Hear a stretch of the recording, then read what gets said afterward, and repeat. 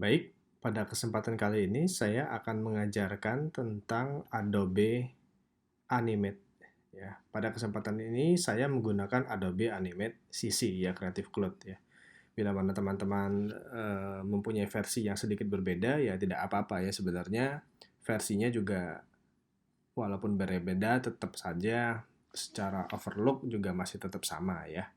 Yang membedakan itu apabila kalian masih menggunakan Flash. Kenapa? Karena Flash itu tadinya itu masih dimiliki sama Macromedia, sehingga bahasanya kadang-kadang banyak yang belum diupdate ya. Nah, Adobe Animate ini sendiri memiliki dua macam ya secara garis besar. Dia bisa menggunakan HTML5 sebagai bahasa codingnya atau ActionScript ya. Nah, di HTML5 ini biasanya diperuntukkan untuk ketika kita membuat website, sehingga hasil outputnya nanti itu bisa di-browsing menggunakan Google Chrome atau Safari seperti itu ya. Sedangkan kalau ActionScript 3 ini bisa peruntukan untuk mobile phone seperti Android atau iOS. Ya. Nah, untuk kali ini kita akan belajar tentang ActionScript 3 dulu, karena ini bahasanya juga sangat berbeda dengan HTML5. Hati-hati, teman-teman jangan sampai salah pilih ya. Oke, kita udah masuk ke dalam Adobe Animate-nya ya. Nah, berikutnya ini kita akan melihat-lihat dulu sekeliling kita ya.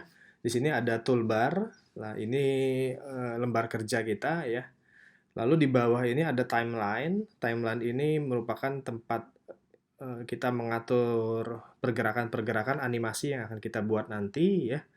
Lalu di sini ya ada indikator untuk play motion-nya ya. Lalu kemudian di sebelah kanan itu terdapat property dan library. Ya. Kalau kita biasa menggunakan Adobe Photoshop atau Illustrator, mungkin kita akan jarang sekali ya untuk mengurus di bagian library. Tetapi untuk penggunaan di Adobe Animate, library ini menjadi sesuatu yang sangat penting ya untuk teman-teman perhatikan. Untuk di property ya kita belum punya namanya, kita masih untitled one ya. Lalu ini menu-menu untuk mempublishnya nanti ya. Lalu di sini ada bagian property. Nah, ini merupakan indikator FPS-nya ya. Frame per second, artinya ada 24 gambar selama 1 detik. Kalau ingin diganti ya tinggal diisi saja. Untuk belajar kali ini kita nggak apa-apa pakai 24 ya. Lalu size-nya di sini bisa tinggal diganti saja ingin berapa ya. Untuk skala juga bisa diatur seperti itu ya. Stage ini untuk mengubah warna ya kita tidak usah apa-apakan. Oke, kita akan mencoba untuk belajar basic-basicnya dulu ya. Seperti biasa kalau yang ini ya ini move tool ya. Untuk mendrag atau menseleksi suatu objek ya seperti biasa. Lalu dia juga punya sub selection tool seperti Adobe Illustrator ya. Nah, sekarang kita mula-mula coba untuk membuat suatu kotak dulu. Ya. Untuk membuat kotak di Adobe Animate itu juga cukup mirip dengan Adobe Illustrator ya. Apabila kita mendrag ya dia akan jadi seperti ini. Apabila kita menahan Shift ya dia akan lebih rapi. Ya. Kalau kita menahan Alt dia akan berpusat dari tengah. Ya, kira-kira seperti itu. Namun ada yang sedikit berbeda ya teman-teman ya. Misalkan di sini saya mengaktifkan stroke-nya. Misalkan saya memberikan stroke berwarna merah, color fill-nya warna hitam ya. Saya buat suatu kotak di sini. Saya tahan shift. Sebentar, saya buat stroke-nya lebih besar supaya teman-teman bisa lihat ya bedanya apa. Di property, lalu saya buat seperti ini. Nah, stroke dan fill-nya apabila kita kembalikan ke selection, ini kita bisa langsung saja melepas fill-nya. Seperti itu. Ya. Lalu apabila kita menggunakan yang sub selection ya ini seperti biasa kita bisa mengatur vertex-nya seperti apa gitu ya.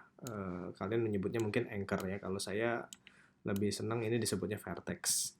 Ya mirip kayak Illustrator, tapi sebenarnya saya tidak menyarankan kalian untuk membuat grafik vektor melalui Adobe Animate karena tentunya fitur-fiturnya tidak selengkap apabila kalian menggunakan Adobe Illustrator ya. Nah, tapi ada yang unik dari Adobe Animate. Ya, di sini misalkan saya tidak menggunakan stroke dulu. Saya coba untuk membuat kotak di fill saja ya. Misalkan saya membuat kotak hitam seperti ini.